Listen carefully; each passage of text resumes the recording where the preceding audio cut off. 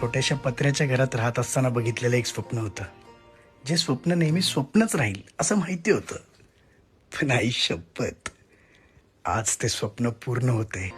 आले तुफान किती जिद्द ना सोडली, झेप घेतली आकाशी, स्वप्ने झाली पुरी. लढलो अन जितलो बी काटच्या वाटवरी, दुश्मन भी आज मला वाकून सलाम करी. या मातीन दिलं बळ लढण्याला अन भिडण्याला, देव माझा मल्हारी खंडोबा पाठीशी.